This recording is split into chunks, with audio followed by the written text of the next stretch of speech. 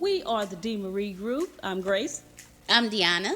And we are here to tell you about the greatness of the Secret to Success podcast with Antonio T. Smith Jr. It is an amazing podcast where Antonio interviews famous millionaires from around the world. He also interviews famous billionaires as well, and it's very informative, very engaging. He always keeps you entertained and on the edge of your seat.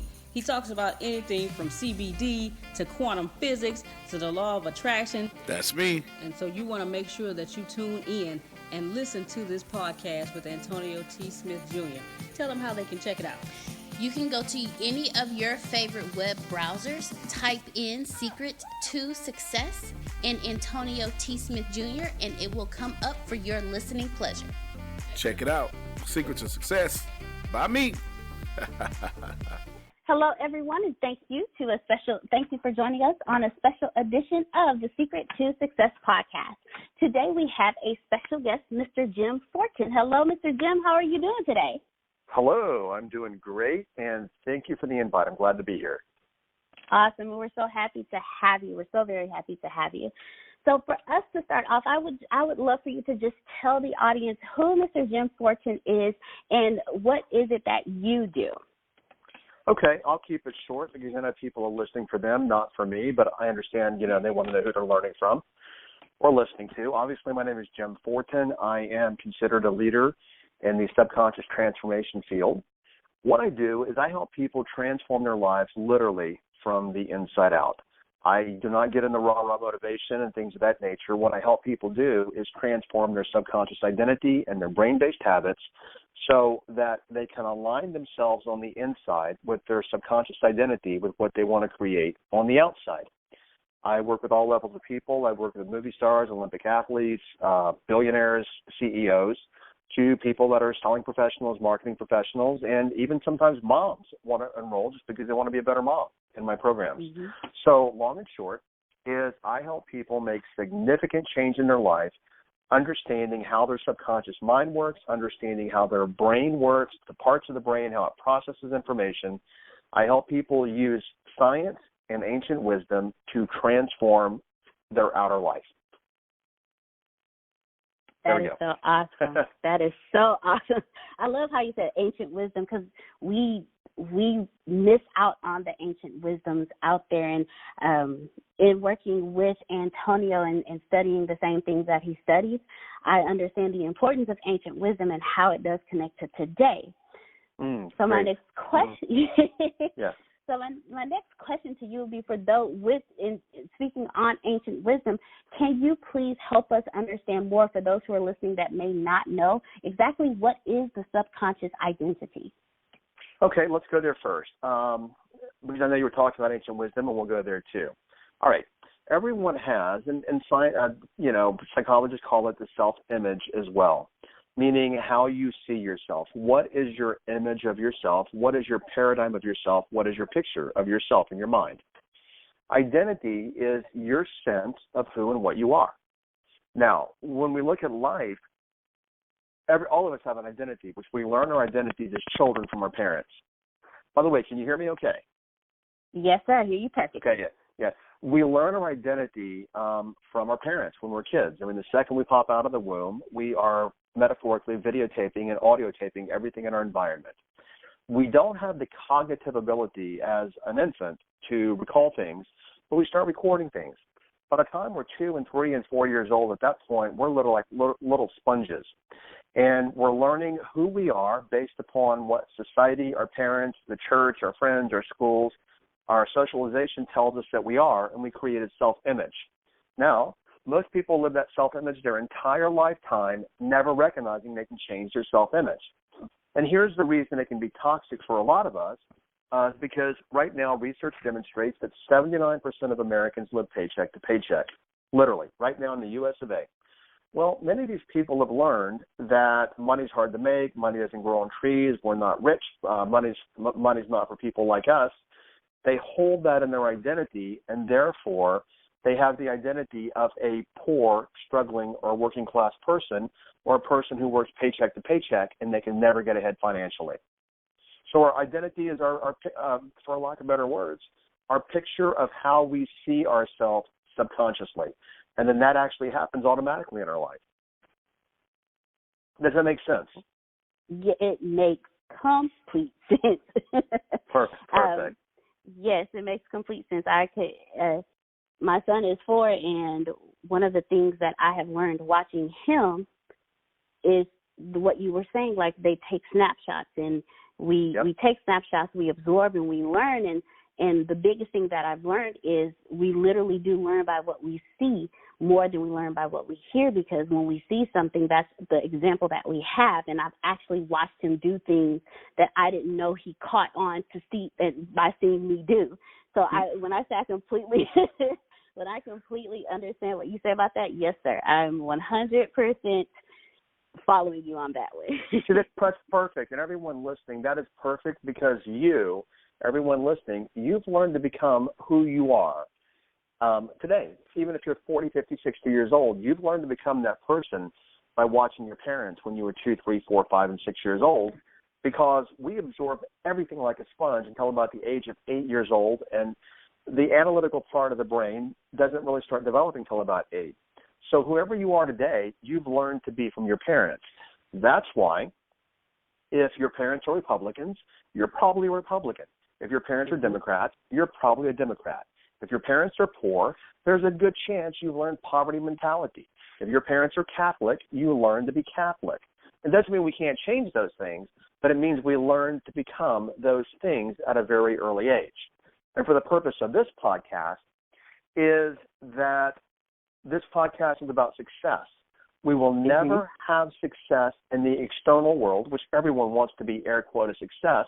You will never have it in the external world until you first create it in your subconscious identity first. Does that make sense? That makes complete sense. That is, and it's crazy because that's actually one of the things that Antonio teaches us.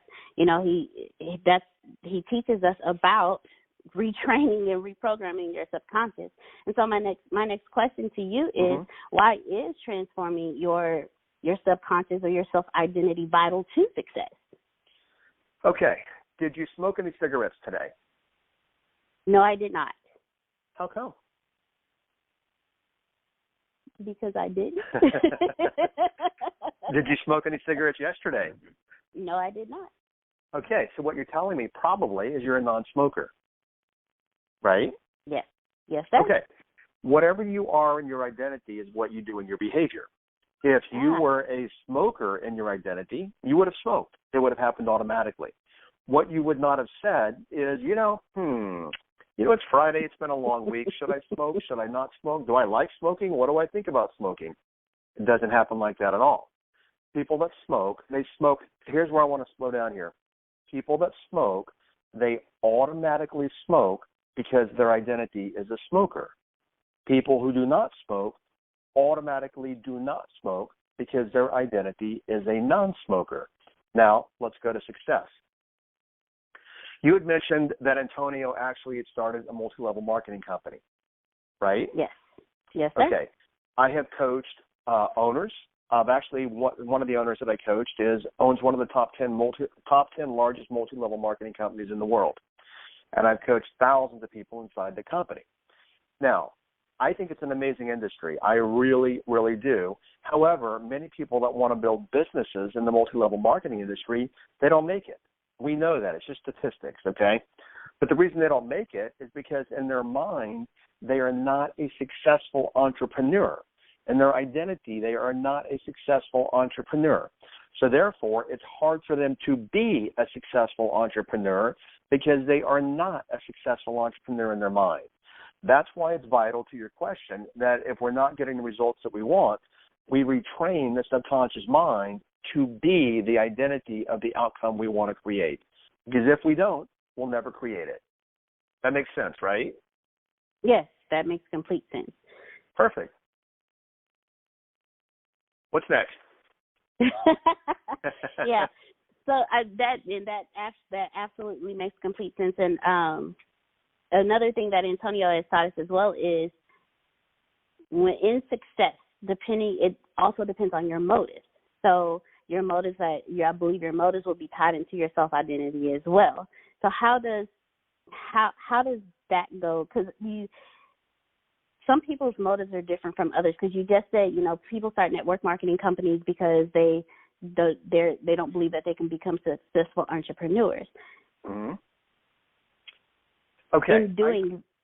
Okay, go ahead. I'm sorry. No. How does one actually recognize that the reason why you do the things that you do is because you don't have that belief within you? Okay, this can get a little messy in taking this apart, so I'm going to walk through this slowly. Yes, okay. I agree with Antonio that motives are vital. Motives drive us. However, motives are also driven by identity. So let's say, for example, that because motives precedes motivation. So let's say, for example, that which I did. I grew up in a working class family.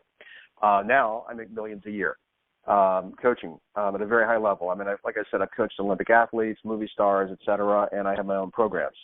All right. Let's say, for example, that, it is a real example, that I grew up in a very working class family. And let's say that I believed, which I do not, let's say that I believed that no matter what I do, I can't make money. I would never have the motive to start a multi-level marketing company or any company because I already have what's called a contextual belief, which is like a frame that says no matter what you do, whether you open a lemonade stand or a snow cone stand or a gym or a business, you're not going to be successful because money's hard to make. So our motives are also driven by our identity. So that's why we have to have the identity, or like Antonio says, we have to actually retrain and recondition the identity to have the identity of a very successful person. Does that make sense? That makes complete sense. Okay, and let me help people a little more here. I used to speak for many years, it was many years ago, I used to speak at the same events as Donald Trump. And I never listened to other speakers. Tony Robbins was there, and Donald and George Foreman and people like that.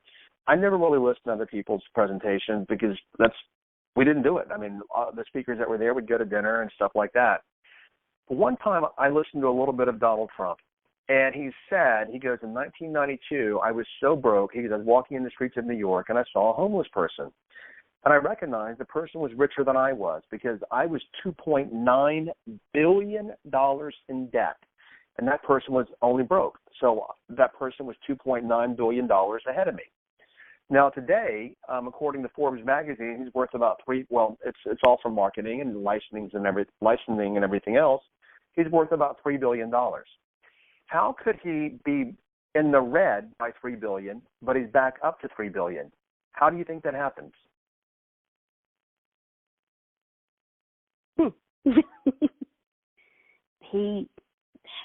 He changed his mindset. He changed who he was inside, his identity.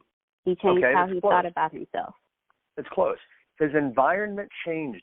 His external world changed, meaning money in the bank. He could look at it and didn't have money in the bank. But when he made the money before he lost it, he already thought of himself as a rich billionaire man. So when his external world changed, when his environment changed, on the inside, he was still a rich man. So he kept doing things that a rich man would do, which eventually brought him billions of dollars again. So his identity was always of being a wealthy man, even though the external world around him didn't match that in the moment. That's why Antonio nailed it. We have to recondition that unconscious identity. Another story here that people can relate to.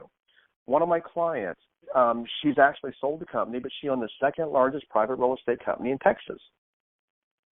She's a Dallas business icon. I mean, she's the CEO of a multiple billion-dollar company, and I was her coach. And she said, Jim, most people don't get it. And we've all heard this, but they don't get it. It's about identity. And it's about, like Antonio says, reprogramming the subconscious identity. She said, if people aren't first successful in their mind, they will not be successful in their business and in life. It all comes down to the mental aspect of it, and that is identity. That makes sense, right? That makes complete sense. When I first met Antonio, my mindset was, I have a business. I'm an entrepreneur. But as I got to as Antonio mentored me even more, I realized that, oh, wait, my mindset is not the mindset of an entrepreneur. So it's time for me to change my mindset. There are things within my conscious and my subconscious that I need to reprogram in order for me to be prosperous as an entrepreneur. So I completely understand what you just said regarding the lady in Dallas and what she said, because it's amazing how just one thought can change your complete identity. You and I are talking the same language, because I was like you at one point. I've always been self-employed, and I mean this humbly, but I make multiple millions of dollars per year. And there was a point when I was not making that kind of money, but I was an entrepreneur as well. And literally one day I sat down and I said, you know what, to myself, I said, you know what? You know how to do your business. You know how to do the mechanics of it, but you know what you don't know how to be is you don't know how to be a wealthy, very successful entrepreneur. What identity would a very wealthy, successful entrepreneur have? And I actually hired a coach to help me create that identity, and today I am that person. And I've been that person for quite some time. But you and I are speaking the same story, because I had that same story. And until I shifted my identity about who I was as an entrepreneur, even saying I'm an entrepreneur is not enough. I had to say I am and own and become a millionaire entrepreneur. That's when things changed on the outside world. Great story you told. I can relate. And I like how you said I am a millionaire entrepreneur. Yeah, absolutely. Yeah, absolutely. Because being an entrepreneur is one thing. Being a millionaire entrepreneur is something else. Yes, completely. Well, Mr. Jim, I would like to introduce you to my business partner. Her name is Grace Sandals of the DeMarie Group, and she is a part of our special edition of the Secret to Success podcast today. And she actually has. Hey, Mr. Jim, how are you? Good, thank you. So keep on going, Dee. I'm sorry, I didn't mean to interrupt. I just wanted to say hi. No worries at all. And she actually has some questions for you as well when it comes to self-identity and reprogramming your subconscious as well. Sure, absolutely. Let's talk about it. Whatever you want.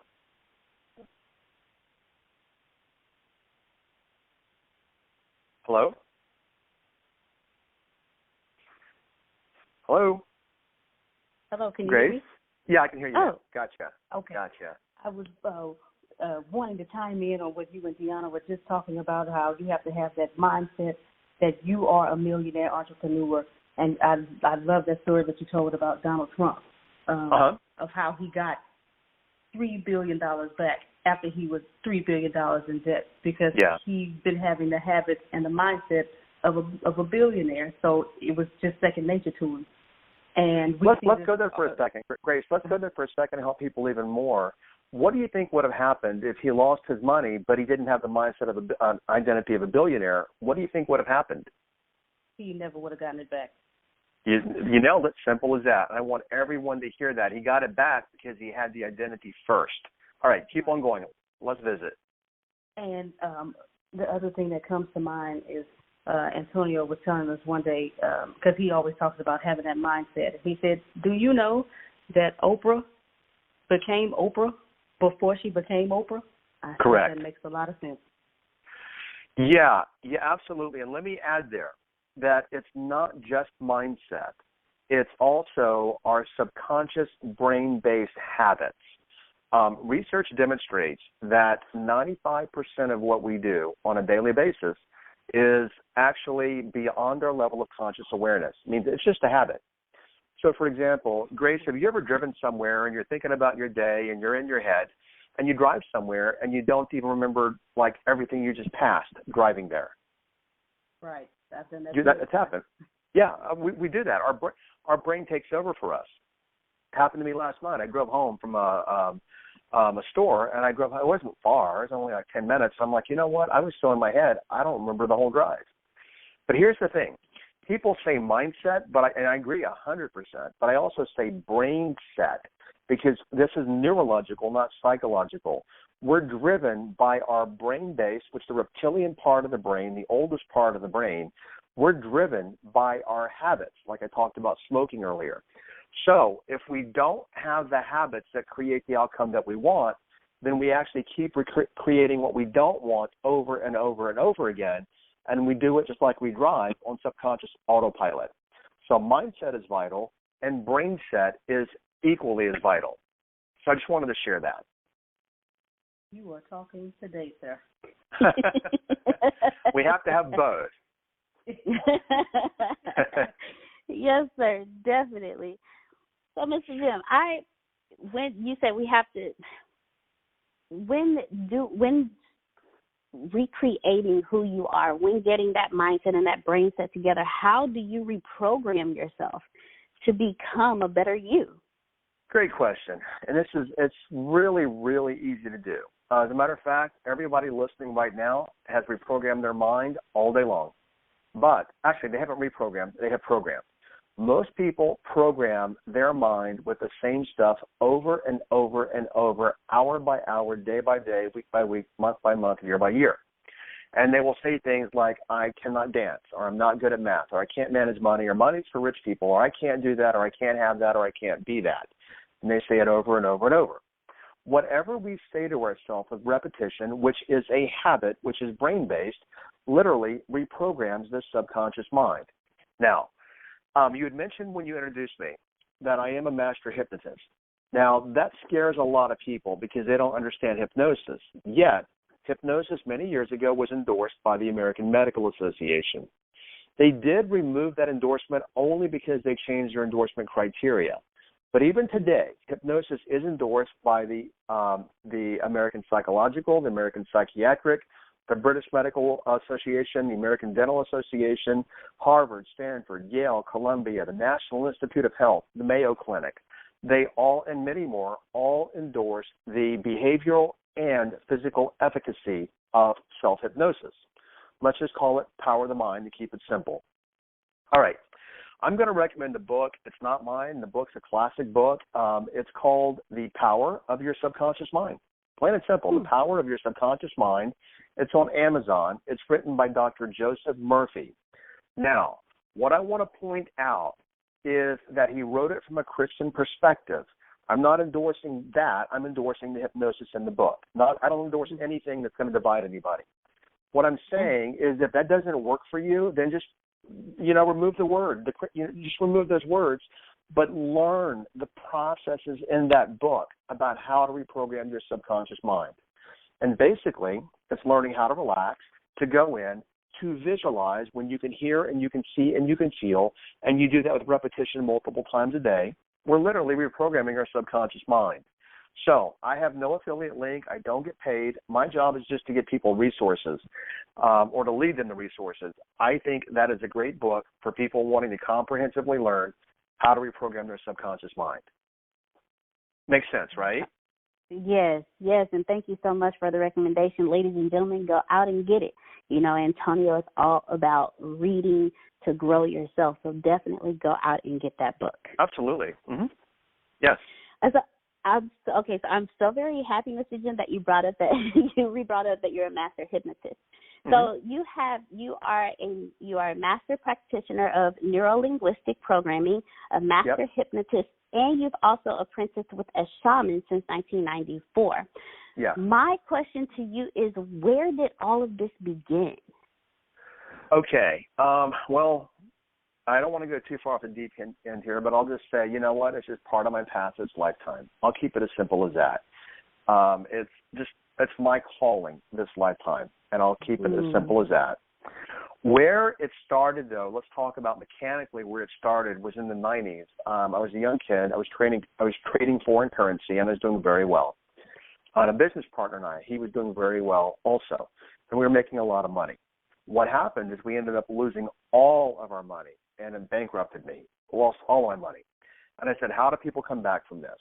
How do people rebound from financial catastrophe? And I started reading the motivational works of people like Zig Ziglar. He's kind of a godfather in the motivational industry and people like that. Mm-hmm. And I read the material, but I wasn't getting any change. And then I started reading, then I started actually looking into what's called NLP, Neuro-Linguistic Programming. Plain and simple, I call it the psychology of subjective experience. It's been around for a lot of years. It's very powerful. And it's funny how people discredit things because you will see things like on Wikipedia and they call NLP pseudoscience. Well, all psychology is pseudoscience. I mean, literally, it's just people, most, not all, but most. like statistics and stuff like that. Behavioral is not pseudoscience, but like, Freudianism or Jungian theories or any of these people. Judy works full-time and yet is still able to travel regularly, and not just a quick trip here or there. She vacations for weeks at a time. She found this amazing opportunity with U.S. Career Institute, an online school that taught her medical coding and billing. She studied at home on her own time and got to keep her day job and handle all her normal responsibilities while doing it. Now, she works at home, wherever that may be this week, making great money in the healthcare industry, doing a job that really helps people. And she gets to set her own schedule. She can basically work anytime, anywhere.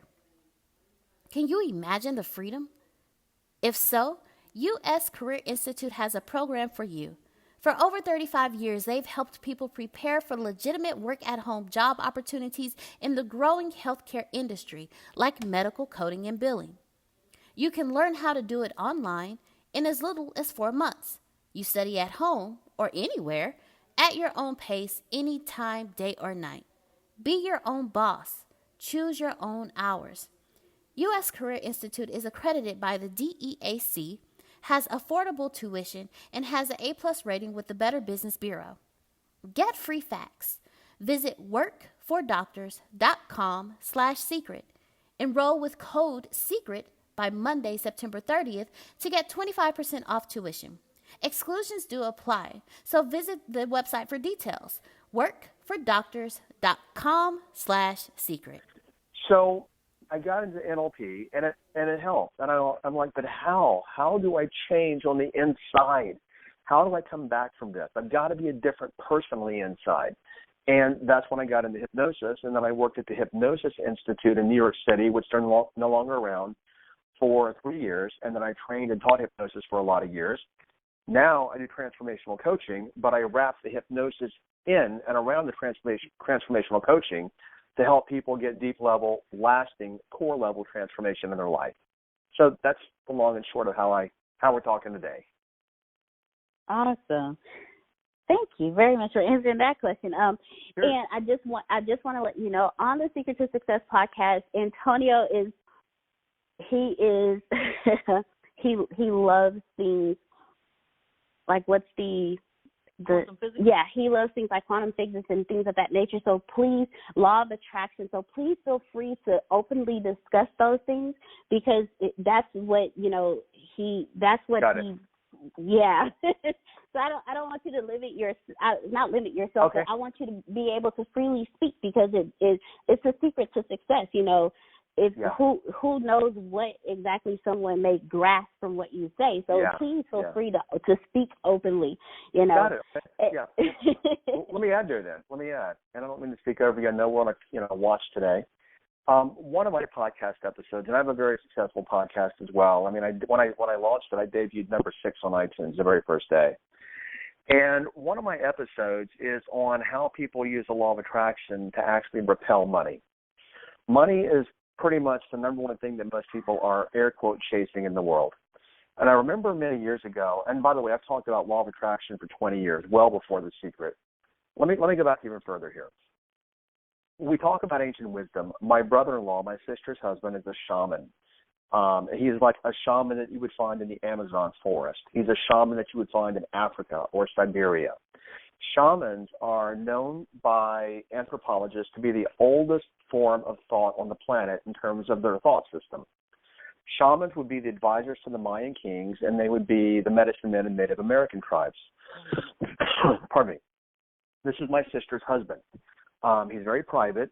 He almost lives as a hermit. This day and age, people call him from all over the world, wanting growth spiritually or wanting to heal physically because modern medicine can't heal them. Many years ago, and I've never seen him read a book. Many years ago, I'm not going to go into the whole story, but he told me about the Kabbalion. It's a book, Kybalion, the Kabbalion. The Kabbalion, even though it was printed about 120 years ago, is believed to be 10,000 years old, the manuscript, that is. And the Kabbalion is the 7 cosmic laws. Of the 7 cosmic laws, the first cosmic law, number 1, is that the universe is mental. The universe is consciousness. Now, let's fast forward to the law of attraction, which I've been talking about since the 90s. And it was popularized in 2005 with the DVD series and the book called The Secret.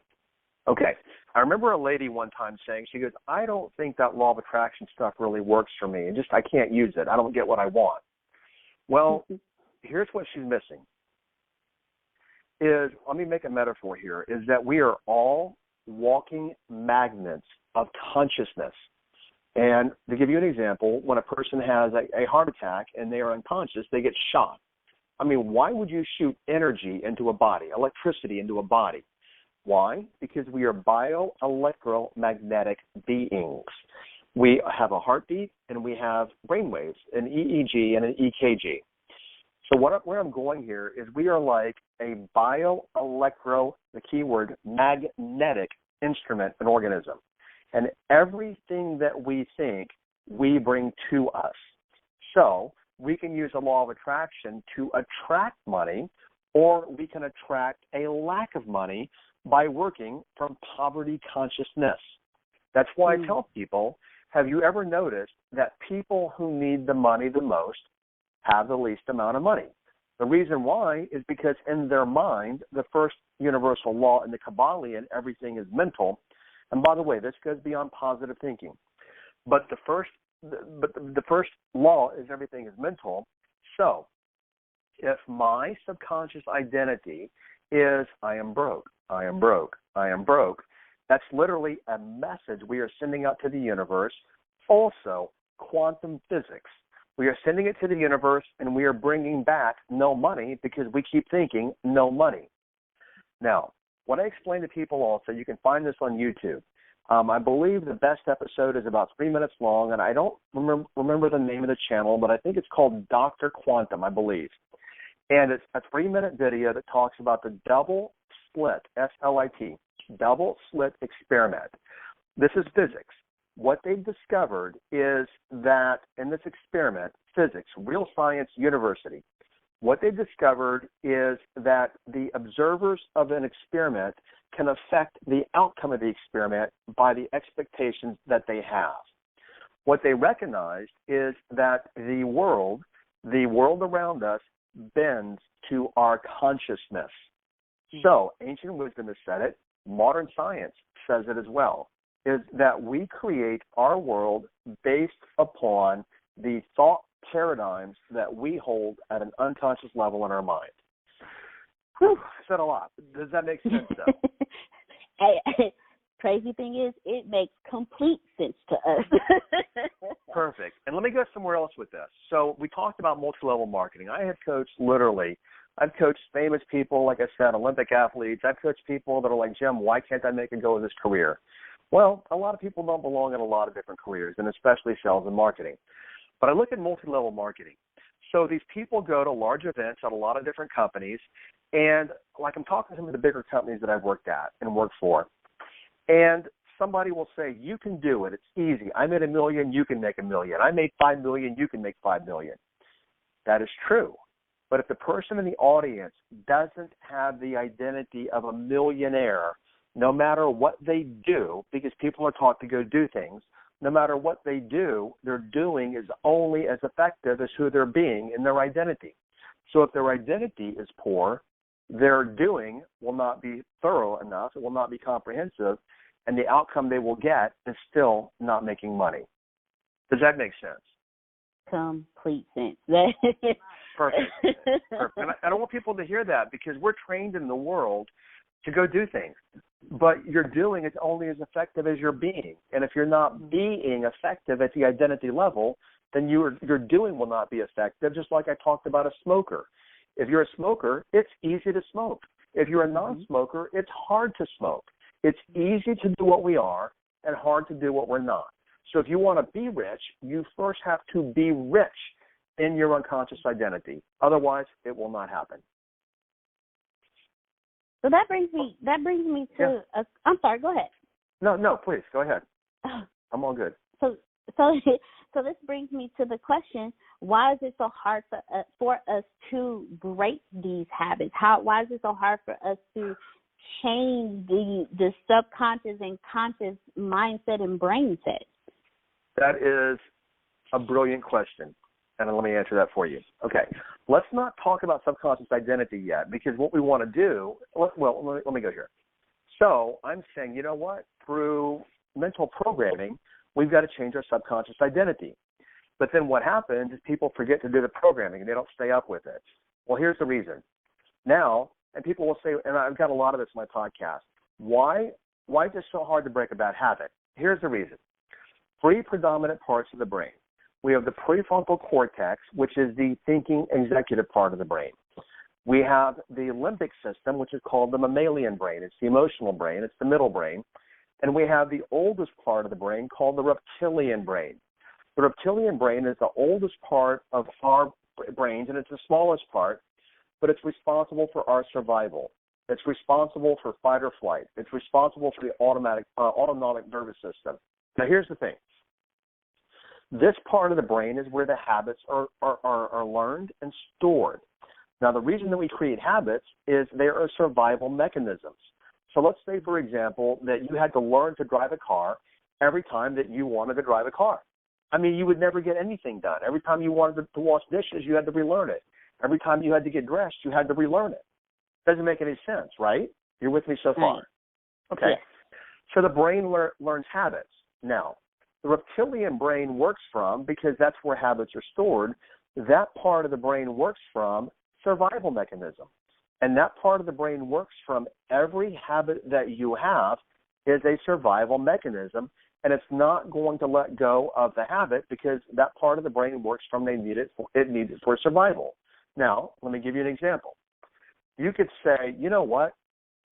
I smoke cigarettes, and that is bad, and I do not want to smoke cigarettes. Well, the habit of smoking comes from the reptilian part of the brain, but the thought about smoking comes from the prefrontal cortex thinking part of the brain. Then what happens is we get into what I call a brain battle. The thinking part is literally fighting the survival part. And here's why we fail. Because the survival part of the brain is stronger than the thinking part of the brain. Why? Because it has to be, because it's for our survival.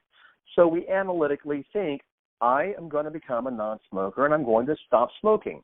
The reptilian part of the brain says, no, you're not.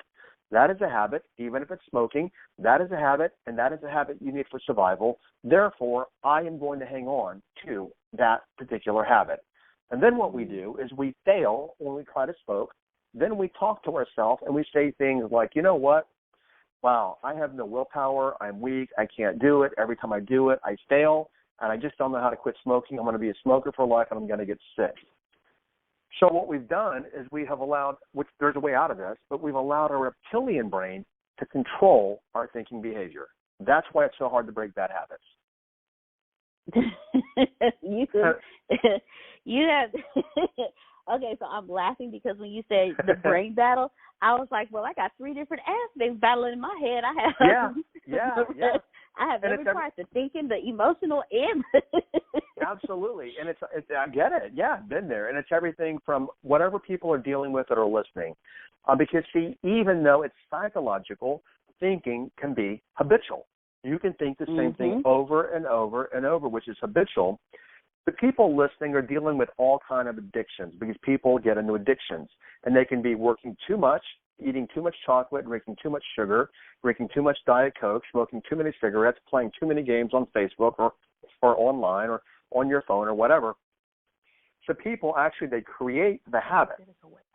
Then what they do is they talk to themselves about the habit, but they don't know, like literally 99.9% of people don't know what I just shared with you about how the habits, when people will tell you, you got to break your habits and change your habits.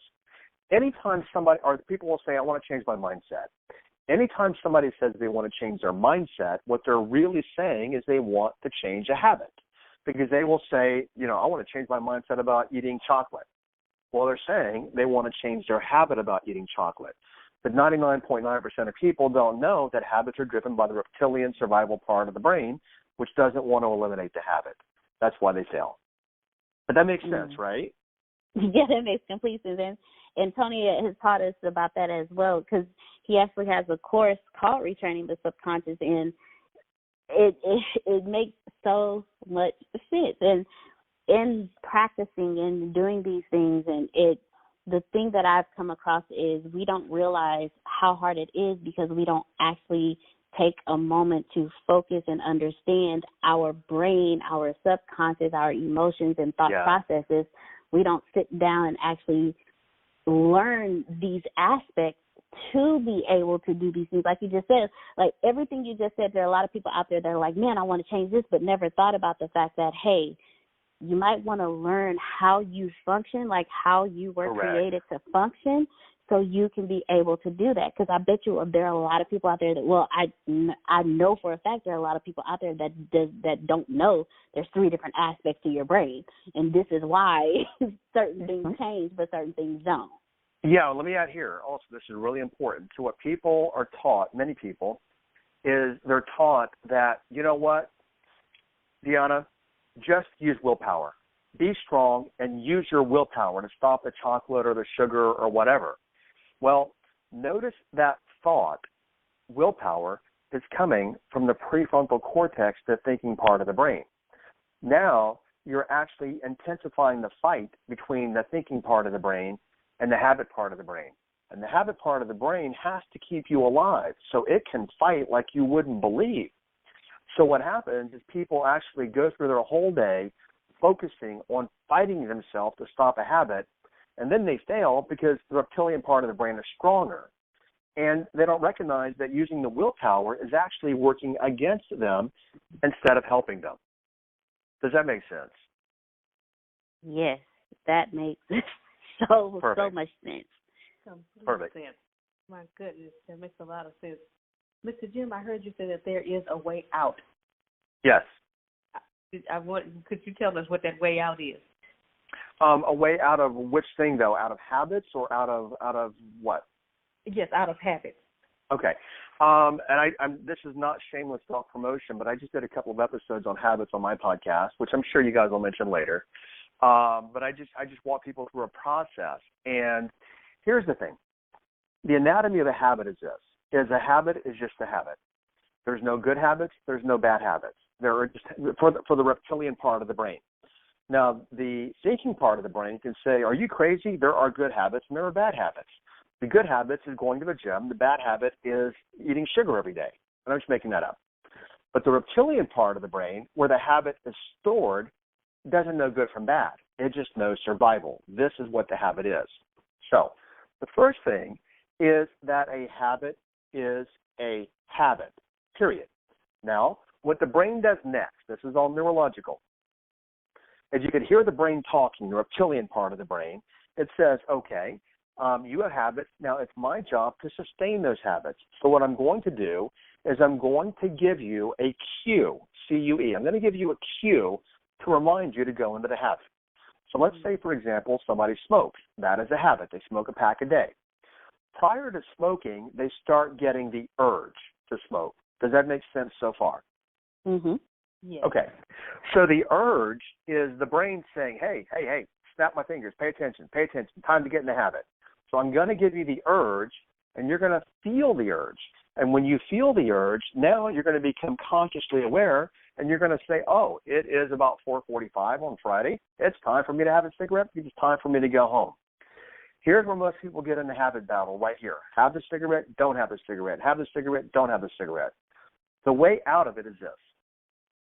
I stopped, I'll give you the short version of it here, is I stopped a 20-year Diet Coke habit, drinking 1 to 2 Diet Cokes per day, 5 days a week, which was a habit. And I didn't think I'd be able to break the habit until I discovered what I'm going to share here. What I started doing is I started talking to myself.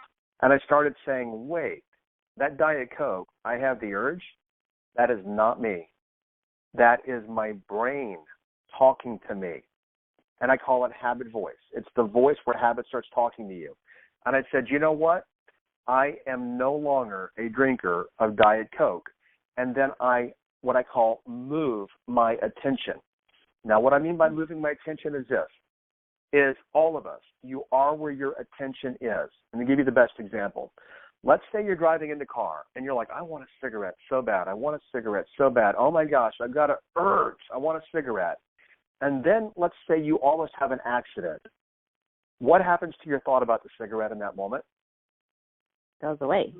It goes away completely. So notice you can't have the urge if you're not having your attention stay on wanting a cigarette. So when I want the Diet Coke, I would keep my attention on it. I keep my attention on, I want it so bad, I want it so bad, I want it so bad. And when I moved my attention, I no longer wanted what I was thinking about. And that's how the short version of how I teach people to break their bad habits. One more thing here, very important. By the way, I heard a ding. Grace and Deanna, are you still with me? Yes, sir. We are still here. Okay. Here's the very big distinction. Is there's a difference between dismissing a bad habit and ignoring a bad habit. If you try to ignore the habit, which is what people do with willpower, you will fail. Now, let me explain, and then we'll wrap up here because I know we're almost on the hour. Is ignoring a habit, it's kind of like saying, you know what, habit? I see you over there, but I'm going to ignore you, and I'm not going to let you control me, and I'm not going to let you make me smoke a cigarette. I'm going to ignore you, and I'm going to fight it. I'm going to use my willpower. That's ignoring. That is a way to fail. A way to beat the habit is to dismiss it, which metaphorically means that you literally, and as a metaphor, you turn your back 180 degrees to the habit, and you don't even pay attention to it. Because if you don't do the habit, the voice is going to get louder saying, do the habit, do the habit, do the habit. That's survival mechanism. And when you dismiss it, like you would dismiss a kid or somebody, I just like talk to the hand, you know? When you dismiss it, what happens very quickly? The reptilian brain will say to itself, metaphorically, the reptilian brain, if it could speak, would say, you know what? Every time I give you the habit to have a Diet Coke, you destroy the habit. I've done it now for a day, and you keep destroying it. Therefore, I'm no longer going to give you the habit anymore. I dropped a 20-year-old Diet Coke habit in about an hour by using that very same process. There's the process. Wow. That is awesome. Hopefully it makes sense. Awesome. Yes, it did. It made complete sense. Perfect. Well, Mr. Jim, again, this is a special edition of The Secret to Success, and the creator of Secret to Success, Mr. Antonio T. Smith Jr., has joined us. That was the ding. Yeah, I figured he came on. Hey, Antonio, how are you? Hey, Jim. How's it going? You doing all right? Awesome. Good to talk to you, and we're so aligned. I love talking to Deanna and Grace. Obviously, you've taught them well, and we're very aligned, and thank you for the invite today. Oh, yeah. No, man. I've been reading up on you and running this company. You know, when you get to the $1 million level, it gets busy. Yeah. So I knew if I send you my very highly aware publicist who made me famous, I'm pretty sure it's going to be a good episode, right? We had a good time. Thank you so much. And the main thing is hopefully your audience, hopefully they're taking tools from what you're teaching them and what I just shared. Hopefully they're taking tools. And sometimes, Antonio, I found that I've done coaching all over the world like you and training. I find that even though they can hear it from you or from me, my group, they can hear it 20 times. When someone else says it a different way, they're like, oh, okay, I get it now. So I think it's always great to have different perspectives. People saying the same thing, just a little different sometimes. No, I completely agree, too, and I can't wait. Actually, I want to put this episode up as fast as possible, man. It's going to be awesome. I can't wait to listen to it. But I did have a question for you, if you don't mind answering one of my questions. Of course. So as a high performer, as someone that leads a lot of people, and you have the habit of giving, right? You learned all these learned behaviors. How do you break the habit of giving too much to where it becomes unhealthy? I've been there. I have been there. That's a great question. I teach people this. Number one is I can't save the world. And the example that I give people is this, and I'll go a couple places with this.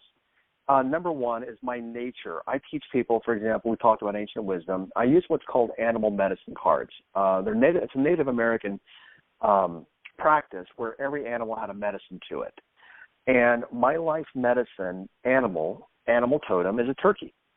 And there's all kinds of like 50 different totems, and mine was a turkey. And when I did the process to find out what my life totem was, I'm like, are you kidding me? Really? A turkey? I mean, I want to be like the Black Panther or a dolphin or something cool. And I was like, are you kidding me? Really? You know, this really sucks. But turkey medicine is like Thanksgiving. It's about serving. So my life is about serving. Now, to your point, I ask people, if I gave you $1 million, where's the money better invested? In a homeless shelter or for college kids? And Antonio, you're going to get this completely, is that I tell people that it's better used with college students because it's better to keep people in momentum to try to get people out of the mud into momentum, which you've seen that before, right? Maybe he dropped off. Grace, are you here? Or Deanna? Yes, sir. Yeah. Let's go. Okay. So it's better to keep people in momentum. So the way that I look at it to answer his question is I have very specific boundaries. And that's literally the simplest thing is to the people in my target market that I can help, I am there for them, but I have boundaries. There, he came back there. Before. And that's okay. Yes, I've seen it before. Sorry, I got kicked out.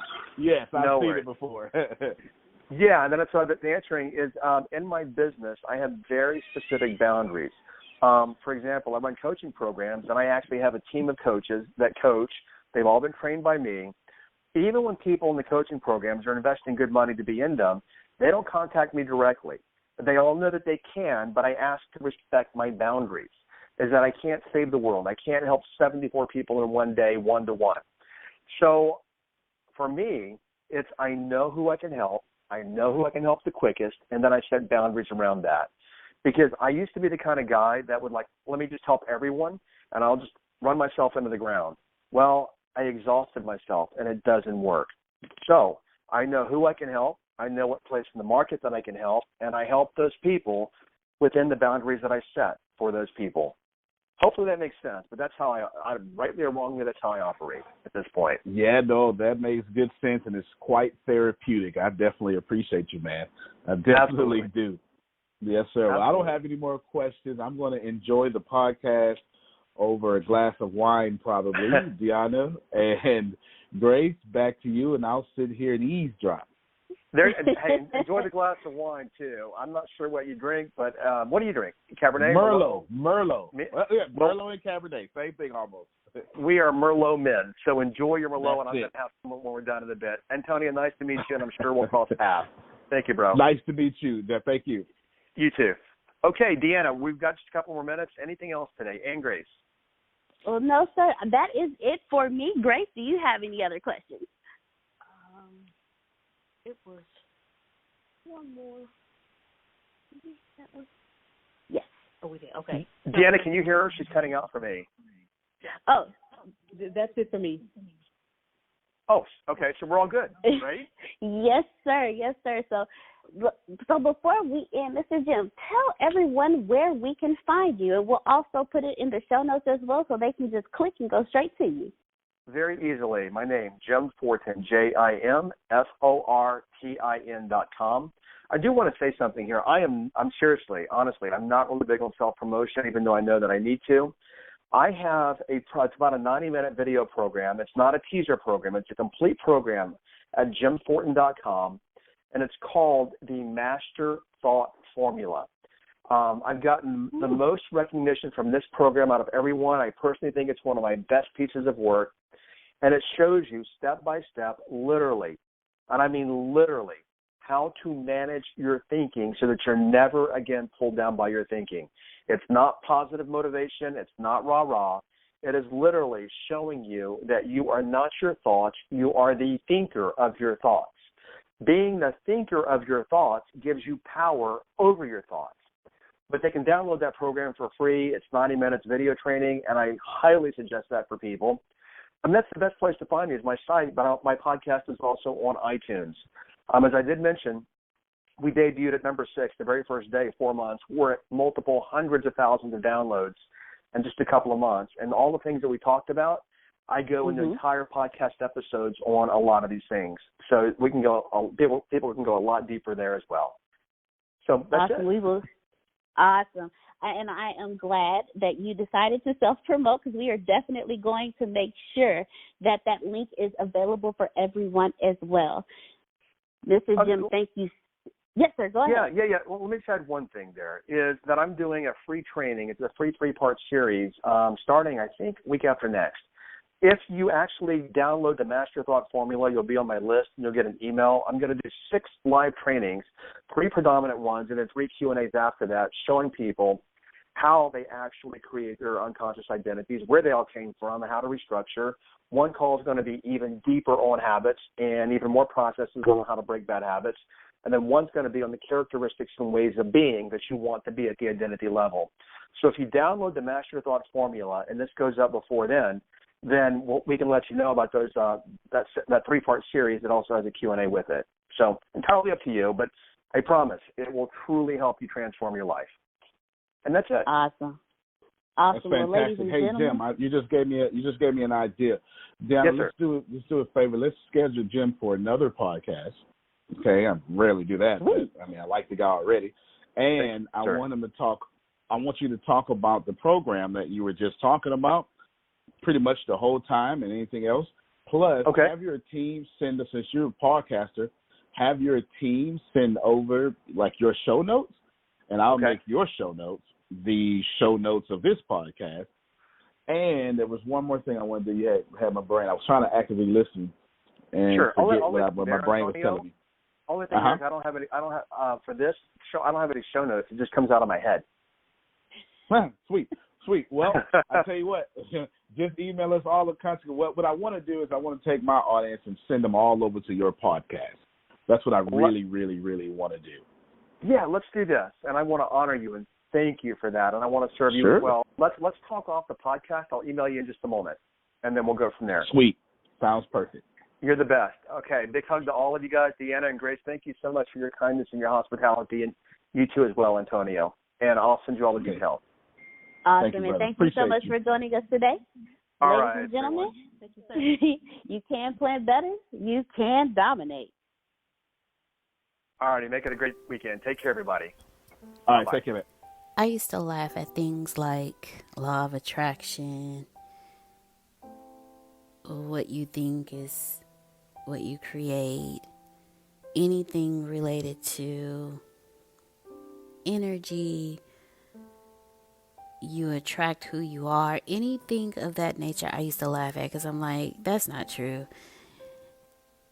And then I came across Antonio in his teachings of law of attraction. And at first I rejected it because, again, I used to laugh at these things. And the more and more I listened to Antonio's teachings, the more and more things actually started making sense to me. Things started opening up for me,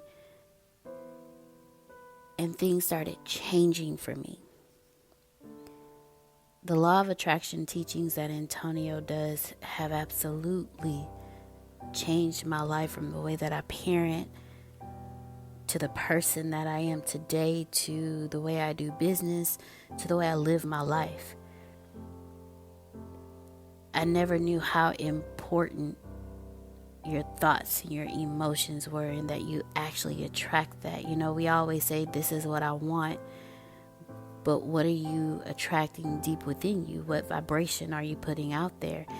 And it took Antonio's teachings for me to be able to understand that while in my head I'm saying, this is what I want, the vibration that I'm putting out is a complete opposite. Once he taught me that, the next step was to teach me how to vibrate at what I wanted. And once I started vibrating at what I wanted, that's when I noticed just how real the law of attraction is. Antonio has taught me that thoughts plus emotion equal creation, how to vibrate at what you want, how to put yourself where you want to be, to feel it, to smell it, to taste it, to see it, how to touch it. Put yourself there and stay there and vibrate there, and it will come to you. The people that you want to attract into your life vibrate there. Who are they? How do they look? What do they dress like? What are their characters? What, who are they? And the biggest thing that he ever taught me was how to be a better me through law of attraction. I used to ask him, how do I become better? And he was like, you create who you want to be. Because I didn't know at the time where I wanted to be. I just knew I wanted to be better.